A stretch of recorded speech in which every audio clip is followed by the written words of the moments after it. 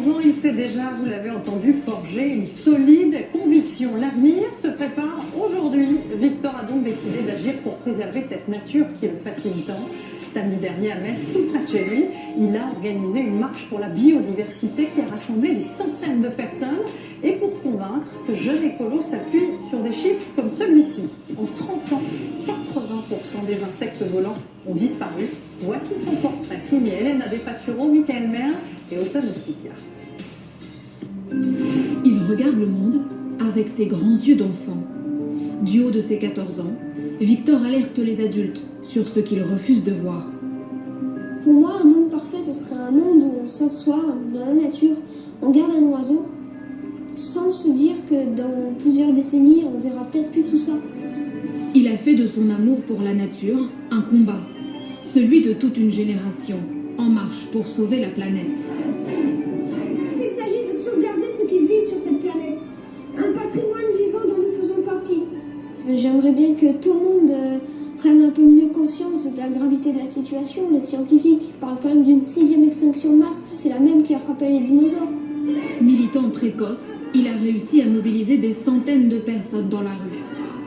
L'idée vient d'un petit garçon de son âge, c'est vraiment porteur d'espoir. C'est formidable qu'il y ait des jeunes qui soient derrière. Parce que des fois on désespère, mais là ça redonne la morale. Victor a été marqué par un voyage. À l'âge de 8 ans, ses parents l'entraînent dans un tour d'Europe en camping-car pendant 5 mois. Les premières fois que j'ai utilisé des jumelles, Face à la beauté des paysages et de drôles de rencontres, il a un déclic. il y avait des requins pèlerins, ils faisaient 8 mètres de long. C'est en observant tout ça que je me suis rendu compte que c'était vraiment mon truc, ma passion, quoi. Ses parents ne sont pas militants, c'est Victor qui les a convertis. Maintenant, je commence à différencier un hibou d'une chouette, donc c'est déjà bien. Il y a 5-6 ans, ce milieu-là était connu pour nous. Enfin, connu, moi j'ai toujours aimé la nature, mais pas au point de la connaître et de la protéger. Et ça, c'est génial, quoi. On est fiers. On est fiers parce qu'il n'y a pas de demi-mesure avec lui. C'est-à-dire qu'il ne fait pas de concession. Pour Victor, il faut agir vite.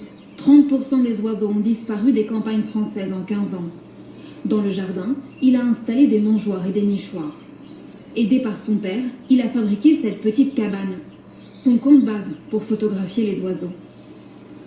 Il y a tellement de choses à apprendre qu'il faudrait toute une vie. Encore, ça suffirait même pas pour connaître tout ce qui se passe dehors et tout. Là d'ailleurs, le bouvreuil, il chante juste derrière moi, c'est mon chant préféré.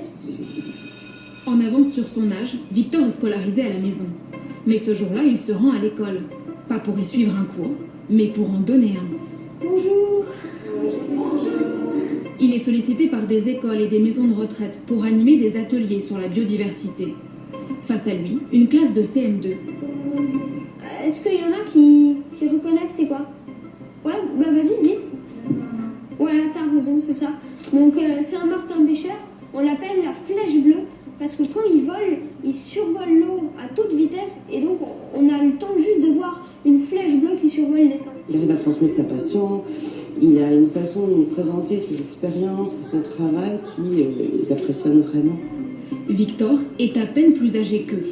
C'est un gros jeu, et c'est intéressant qu'il fait des choses ultra bien, et c'est bien pour la nature, il la protège, et moi je trouve ça extraordinaire. Je pense que c'est bien de leur montrer un peu tout ça, et peut-être qu'après, sensibiliseront leurs parents, leur famille, donc ça peut être bien, quoi.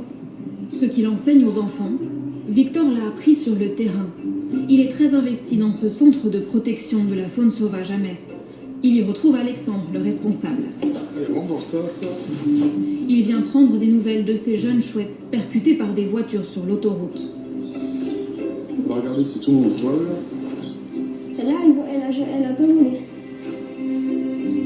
Il était tapé par une voiture, donc il était au bord de mourir comme ça sur le bord de la route, donc c'est super de pouvoir le relâcher.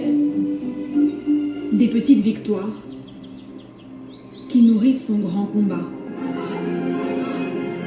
Depuis un an, Victor prépare cette marche pour la biodiversité. À 14 ans, il a réussi un tour de force, réunir 80 associations et 1500 citoyens de tous âges. On est là tous aujourd'hui, les papis, les mamies et tout, pour Victor, et puis c'est un grand bravo à lui. Le vieux monde, c'est fini. C'est les Victor qui prennent en main ce monde et qui vont le construire. Il y a du boulot, mais c'est un super défi. Victor a pris la tête du cortège. Avec la gravité de son âge, il interpelle les politiques. C'est bien les adultes qu'il faut qu'ils agissent parce que quand les jeunes ils seront grands, ça sera plus trop le temps d'agir, ça sera presque déjà trop tard, donc il faut maintenant agir.